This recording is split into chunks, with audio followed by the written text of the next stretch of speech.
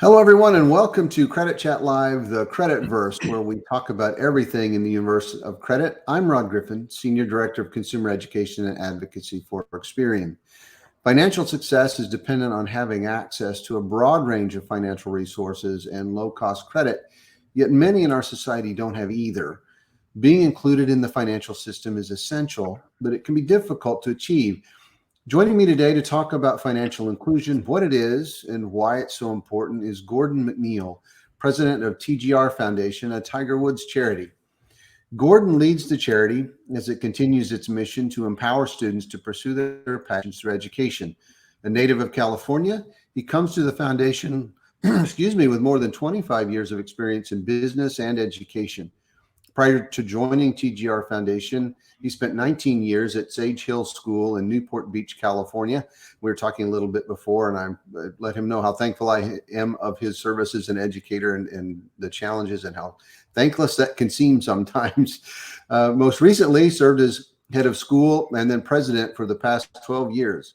Under his leadership, Sage Hill completed its campus master plan and garnered a national reputation for its academic excellence, innovative programming, community involvement, and support for students from underrepresented communities. In his role as president and CEO of TGR Foundation, McNeill is responsible for all aspects of the foundation's programs and outreach, including the flagship TGR Learning Lab in Anaheim, 5 satellite learning lab locations, and the Earl Woods Scholar Program.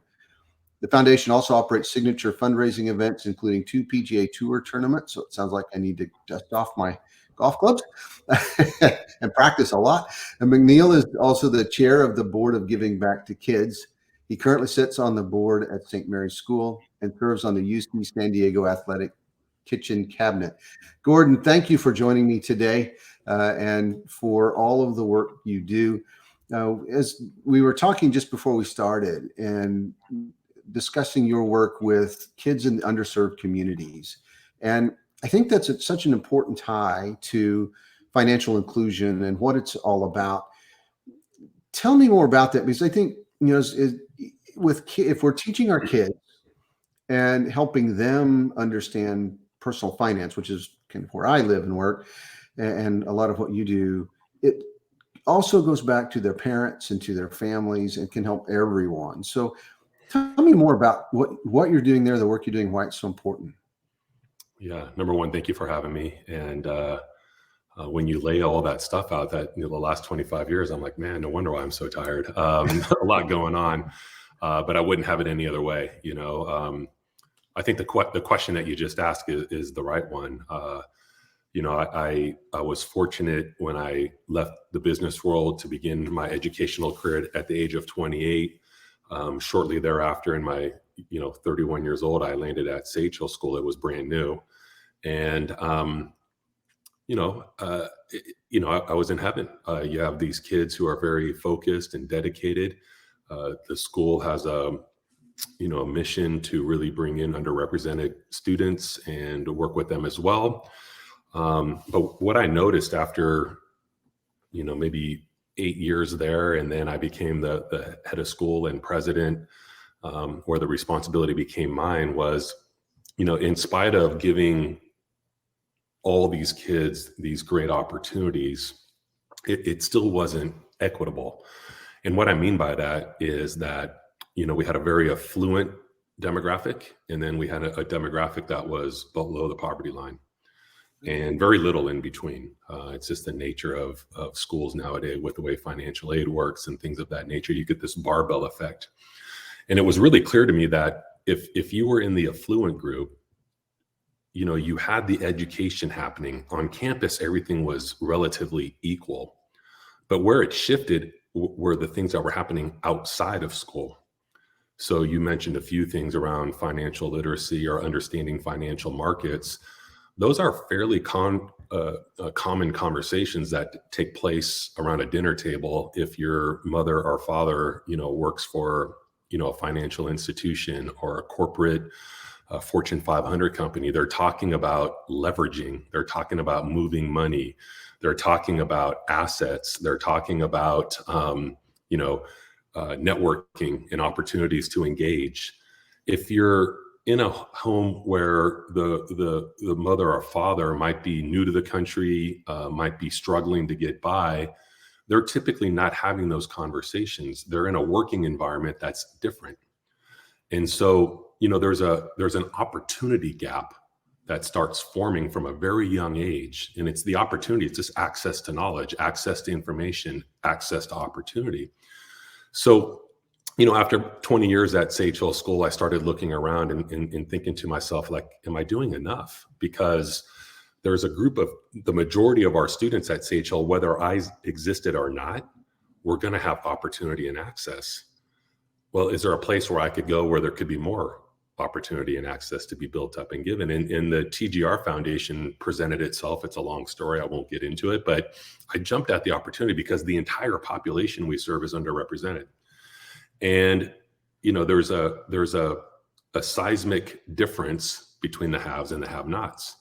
And it goes to things like you're coming in as an immigrant family, and maybe the financial institutions and the way things work where you came from are very different than they are here, number one. The banking system, there's barriers to entry to even open a banking account. Do you have the right identification, social security numbers, things like that? That's the first one. But the second one is they might say you have to have a minimum $1,000 to open up an account. That's a barrier, right? So the opportunity gets taken away. Education systems, for the most part, don't teach financial literacy. It's up to the parent, or if they're lucky, they fall into a program like the one that Experian is doing with the TGR Foundation, right? It goes on and on and on. And then even, worst case scenario, it could just be, you have this opportunity to have a pathway forward that you're building in a career. Well, who gets access to those jobs and why? Who has access to internships? Who has access to shadow days? Who has access to those companies? And, it's not equitable. If my son needs an internship somewhere, by me, just the very nature of my career and my job, I can pick up the phone, call a few friends, and within a couple of weeks, he will have landed some type of opportunity. That's not the case for everybody. So really what we're addressing is the opportunity gap, and that's really what TGR Foundation does really well. We talk about pursuing your passions through education. Well, you can't pursue those passions if you don't have the opportunity to do so. And that's what we do. Yeah, and fantastic insight. It's that knowledge gap and the experience gap. I think the relationships that you mentioned are also important, and those are things that come with the financial opportunity as well. It's how do you get to that first step? So let me ask you this. We're kind of talking about financial inclusion, and we haven't really defined it. What is financial inclusion? Because I think that's kind of the first step, as we talk about, as you were talking about, when your parents have financial capability, when they have some wealth, it changes the conversation. And that starts with being included in the financial system, I think, at least in part. But what does that mean? Because I think it means different things to different people. So what is financial inclusion to you? Where does it begin, and what does it entail and require? Yeah, financial inclusion, what the technical term that comes to mind is like the democratization of financial services, meaning that everybody has equal access to them. We're not there, not even close as a country. If you drive around Orange County, Newport Beach, Irvine, you see these banks on every corner. You don't see things like, the name is, I'm blanking on it, where you can just get, sign your check over and get cash right in that moment. I'm sorry, what's it called? Oh, the check cashing kind of. Yeah, the check cashing, and they take, I don't know how much, I've never done it, but 20% off the top or whatever they take. You wouldn't see that in Irvine or Newport Beach, but yet you will see it in an area that, where people are poorer. So something as simple as at my office, I have an automatic deposit into my checking account when my check shows up. So it's instantaneous. As soon as it hits, it's in my account. It's accessible to me. Not everybody has that. Yeah. That's democratization. I mean, it's a simple thing, right? But you could be working as a gardener, a very, hardworking, noble profession, putting in a lot of time. They don't have direct deposit. They're waiting for a family to write the monthly check to show up. They might be in arrears on payments or rent or whatever, and they need the money now. If they deposit it in a bank, it might be a 3 or 4 day delay before they have access to it. So they go to a check cashing place and lose 15-20%. And they may not even realize how big of an impact that is, Yeah. right? It's kind of like when you get that ATM charge and you're trying to take $100 out and it's $3. You're like, well, that's no big deal. But over time, the compounding effect of all those $3 hits is dramatic. So it's democratization. That's not equitable. So how are banks and institutions meeting people where they're at? And I think that's one of the things that Experian's trying to do with our relationship, to kind of say, well, let's bring it to where they're at. And I think that's something I think about a lot. And I've lost the name of the organization off the top of my head, but there's been some really interesting research into what are termed financial deserts.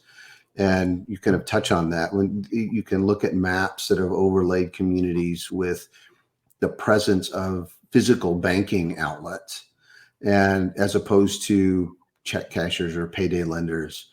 And it's a stark image when you look at what's there. When you talk about being where people are at, a lot of times the banks and the physical opportunity isn't there in those communities, because when you see underserved communities, you see large numbers of payday loans and check cashers and predatory kinds of title loans, predatory kinds of lending, Mm-hmm. and no traditional banks or credit unions that can offer low cost credit, low cost financial services.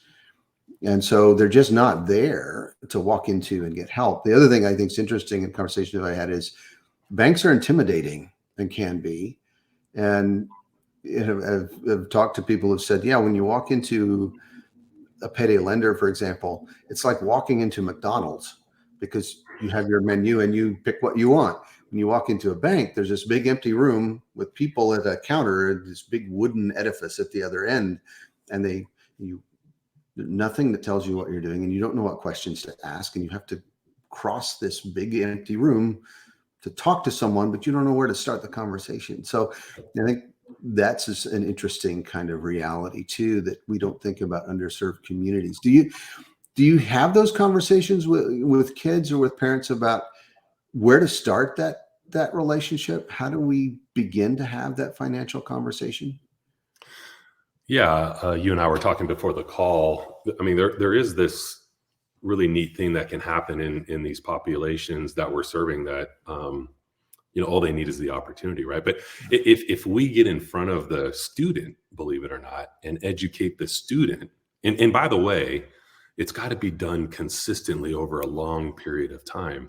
You're not going to go to a workshop for an hour and then walk away and I get it, right? Because there's trust that needs to be built. There's a familiarity with acronyms. I was just thinking, you walk into a bank and, FDIC insured, like, what's FDIC? There's things that you have to, skill up on. And the only way you're going to really figure it out is over repetition. It's a common teaching trait. You can't just touch a subject once. You've got to come back to it, come back to it, come back to it. I mean, that's what the Common Core curriculum is trying to do. Keep weaving it in a funnel, so you keep hitting these different topics throughout your day. That's another topic for another day. Yeah. There actually are banks out there that are working. They're called, I believe they're called minority depository banks. And the only reason why I know that is that through connections from my past work, I know a gentleman who leads one of them. It's called Genesis Bank. And so we're partnering with them. We're partnering with Experian to bring financial acumen, awareness, language, to the table for students. What happens is those students start going home and talking to their parents. And it's a slow shift, but if you reach the students enough, you get there. Now, the other neat thing that's happening is we do offer on a fairly consistent basis evening programming for parents. The hard part is they have to have the time to opt in, right? So we have to try to meet them where they're at, but you can't just send an email. You can't just, have a session once in a while. You can't just invite them to a Zoom. That may not be their preferred mode of communication. Right. So we are going through the kids in many regards. And just from my experience from, working at Sage Hill School, there's a language barrier as well. So, we're constantly having to translate. We're constantly having to look at things in multiple languages. And oftentimes when I would work with a financial aid student at Sage Hill, the student was the proxy, the interpreter, the person, hey, mom, that's not quite how it works. Here's what I need to do. And explaining it to them, where, if you grow up in this system, grow up in this country, and you went through the educational system, you have a leg up. That's also the democratization of financial issues. You just have that leg up. It's just normal. Yeah, I think I've kind of covered it, but it's a lot, and it's got to be consistent. Yeah. And, I think that's another, when thinking about financial literacy, financial education, there are something I can give a lot of thought to, and work with organizations that are looking at what is quality financial education, what's effective financial education.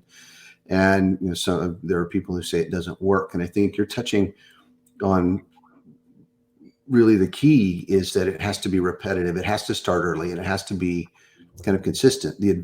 And I mean, we just to point out an obvious, we're two sort of, well, I don't know how old you are, but a middle-aged white men having a conversation, address the obvious in the room, right? So, who have had that advantage that Yep.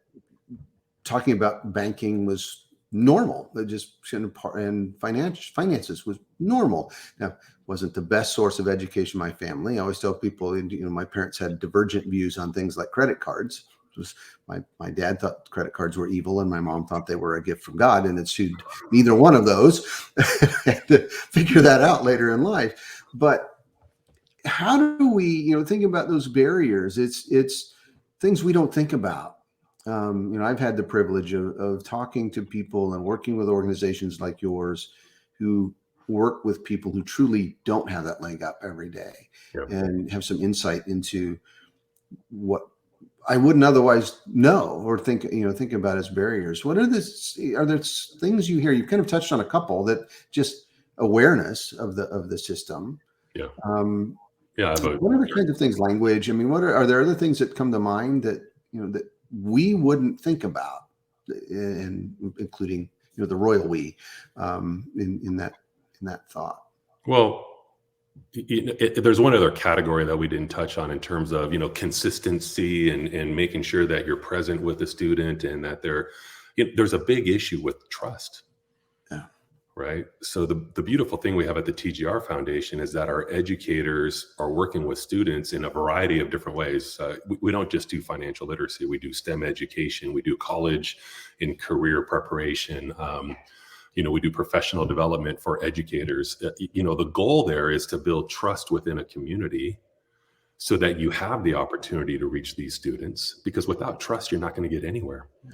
And you already hit it on the head. If you've never walked into a bank, thank God they don't look like they did in the 50s and 60s after all those big building works that went on with these beautiful, huge, ornate banks. But can you imagine the intimidation walking into a place like that for the first time? They become a little bit more accessible. They're not quite that anymore, but they're still, it's still a big jump. There's some easy, basic things that are missing from the education system that kids and families should be aware of. You have a gentleman on your big Experian team. I wouldn't expect you to know him. I know you have thousands of employees, but he talks a lot about credit. And the first thing he says is people don't even know they're playing the game. There's a credit game going on, from age 15, 16 on up. And the credit game is you have to build it. But a lot of people don't even know that they're playing the game, and then they turn around, they're 26 years old, and they go to buy a car, and they have horrible credit. And they didn't even know that they were supposed to be building that. I mean, that's something so basic. And I didn't know I was playing the credit game until I was 30, but I was put in a position to have a checking account. My parents encouraged me to have a credit card and to pay it down. and don't get that card where they're charging you $50 a year. Get the free one. And oh, by the way, you might want to play the mileage game while you're at it. So my parents talked to me about that. And I had this huge leg up on, I was paying bills. I had the utility company under my name. I had, 2 credit cards. My parents didn't say it was for credit. They said for emergency, but I later found out that by having a $5,000 line of credit on this one and a $5,000 line of credit on this one, and me only spending $500 a month, I had a $95 balance, a $9,500 balance that boosted my credit. How is a kid supposed to know that? Never mind a family coming into our system, and then you go down something as basic as, should you buy a car? Should you lease a car? Right? Should you finance a car? Those are 3 different options that, I actually would guess that a lot of people watching right now probably are like, I don't even know the answer to that one. And because the answer is, it depends on your situation. Yeah. And I laugh because that's the answer I tell everybody when they ask a credit question. Well, the answer is always, it depends. And you're right. It's a game with very serious consequences if you don't understand how to play it well. And we actually, in my career with Experian, I've been with Experian, it'll be 25 years next spring. We did a brochure when they still called them brochures and actually printed them. We had a paper brochure that we called, it was, are you sure you want to play the game? It was, being new to credit and understanding credit and what you needed to think about, just some very basic things. So, and you might be surprised, who is the person you talked to? Do you remember?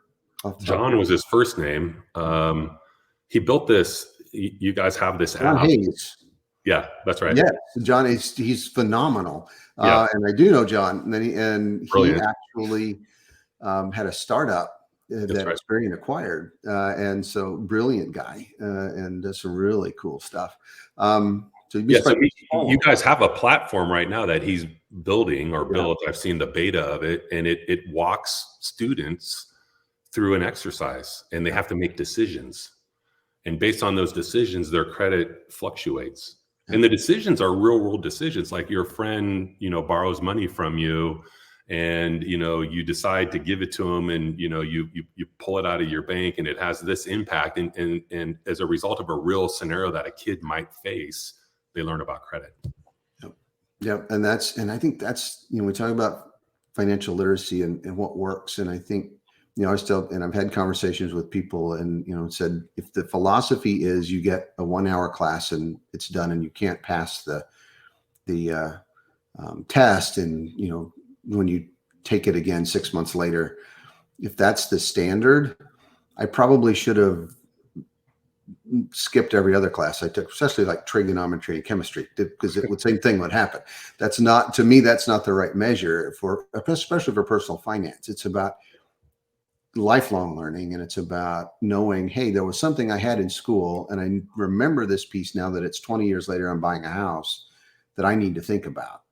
And it triggers a behavior that says, I need to go get this information. I think that's the win to me. It's much, much harder to measure, but drives that. So when we think about financial inclusion, I have this whole list of questions prepared to ask, and then what I thought would probably happen with you and I would start talking about other things. But how does lack of financial inclusion affect access to higher education? Because we know that, and that could lead to a whole nother conversation around the fact that 20% to 25% of our population actually have college degrees. What do we do with the other 75 or 80% of students, and to make sure that they have job skills in markets and can access things? But how does it affect access to higher education?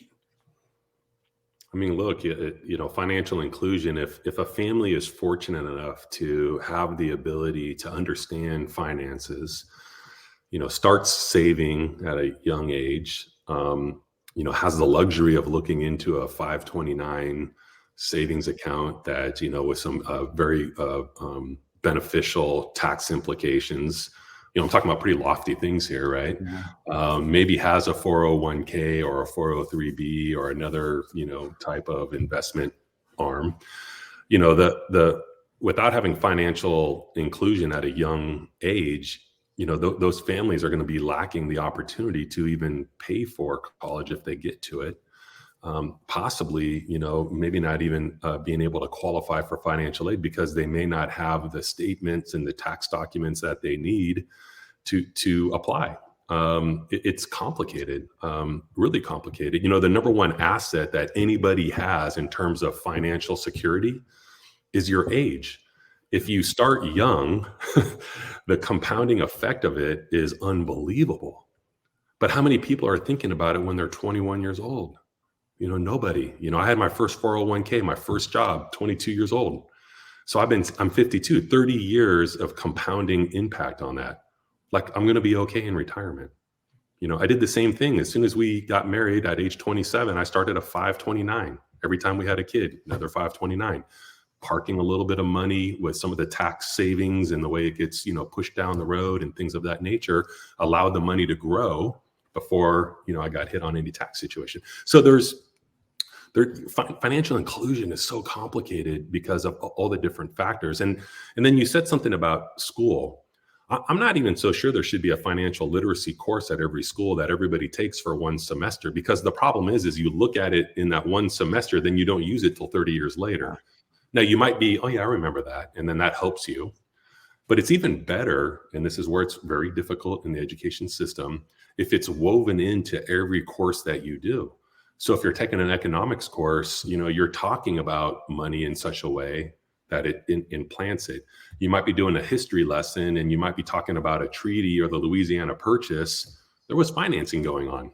Yeah. Is the teacher bringing that into the conversation? The answer is no. But that's what we're doing at home with our families. I have 5 kids and they're young still. They have savings accounts. We talk about when they get, a Christmas present, how much of that are you going to put in your savings? How much are you going to spend? Like it's starting already. My oldest went off to college, credit card. He's got one, like those are disadvantages. So it keeps tying back to the same core principles.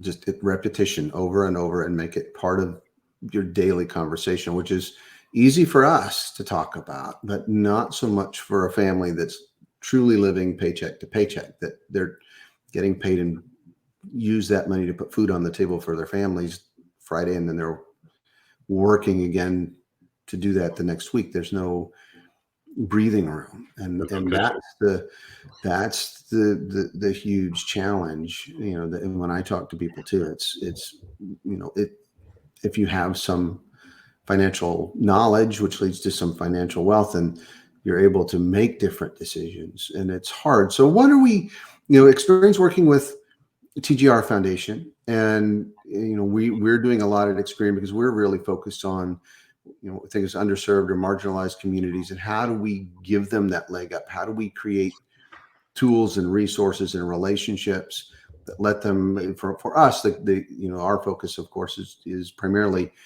credit reports. How do you have a credit history so that you can have access to banking and financing and other tools and lower cost for leasing, lower cost for utility service, because you have a credit history? So how do we create those opportunities for people? And we're also working with organizations like yours, like the TGR Foundation. What are we doing there? I think share some of that and how we work together. Well, better question is, what aren't you doing? So through a long list of connections, I was friendly with Craig Boundy, your CEO, and I came over to the TGR Foundation. I'm all, Craig, we need to talk. We've got to do something here where we can help families that don't have access to exactly what we're talking about get that access. And to Craig's credit, and you have a whole team that's working with us on this. We talked about exactly the same thing we're talking about now. If we hit this with a one-pronged approach, it's not going to be enough. So how are we all in on it in multiple different ways? So it's everything from, John and the app that he's creating to teach kids about credit. It's also bringing in speakers from Experian to work with our students and talk about financial literacy on a regular basis. There's some education happening for our staff members So, it's the teacher teaching teachers model, where some of your people are educating our teachers on how they can deliver, information about credit and things like that within a different lesson, so that it's cross applied. You all have been nice enough to also offer credit recovery for our parent population. So if they, free, if they're having issues with credit and, need some help with that, we have a place to, send them. It goes deeper. Some of your employees are starting to, COVID's been a little problematic, but want to volunteer in the classroom on a regular basis. It's the all-in approach. And here's what's going to happen as a result of that. Trust is going to build. And when the trust builds, then a lot of these credit opportunities aren't just accessible, they're actually used. And that family that's going paycheck to paycheck that you were talking about, and the margin is so thin, you might think there's nothing they can do. I almost guarantee you there's 2 or 3 things they're doing where they could probably shave 5% off their expenses if they just knew a little bit more about financial literacy, but they have to have access to it. Yeah. And that 5% is enormous when you're talking about such razor thin margins. So, and we have, you're touching on some of our employees. I can tell you, we have incredibly passionate employees. My team runs what we call our education ambassador program, and we train our employees to be volunteers in their communities. And that number is constantly growing. So, and it's the most rewarding thing that we can do. I always tell people, and I told Craig, our CEO, I have the best job in the company. I was cautious about whether you tell your CEO that you have the best job, because see, they'll disagree, which is great. But, I get to help people every day, and that's what we want our employees to do. And you talk about building trust, kind of circles us back. And I think maybe a good place to wrap up is, you've talked about trust and building trust. And I think the only way to do that is to be where people are. They have to be face to face. You don't necessarily do that through an app. You can't do it through a computer program. But if your people are meeting people who need us where they are, that's where you build trust. You have to be a human being first and foremost. And I think our work with TGR Foundation and the work you're doing is so essential to that. So thank you for that. Gordon, thank you for your time and insight. Is there anything you want to share before we sign off? No, I mean, a huge thank you to Experian, because from day one, Craig, the organization, the culture lends itself well to being all in. And there's so much going on out there with corporate social responsibility and changing lives. And sometimes it can just be talk. We have 4 or 5 substantial programs going with Experian, which allows us to be all in with our kids, allows Experian to actually make a difference in the very lives that are the ones that we've been talking about in our nation really acutely for the last couple of years. So it's a thank you for the relationship, and let's keep doing good work. Yeah, thank you so much. And that's Will Lewis, who leads our diversity inclusion programs, said something that I think is really true. And that's a simple statement. We just want to do good in the world. And I think if we all start from that basis, we'll make a difference. So, Gordon, thank you so much for your time and for being part of Credit Chat Live and being part of our Credit Verse today, and for all the work you do. Take care, and thank you all. To learn more about what we do here and to join in the conversation, you can join us on Credit Chat Live every Wednesday on Twitter at ex.pn/creditchat. You can learn more there. For more about Credit Chat Live, you can learn more at ex.pn/creditchatlive. And on other Fridays, I'm on Instagram at this time slot as well, answering questions about that they have about credit reports and credit scores. And none of those, how do we be where you are? So thank you, Gordon. Thank you all for being part of the conversation today, and take care. We'll talk again soon. Thanks for having me.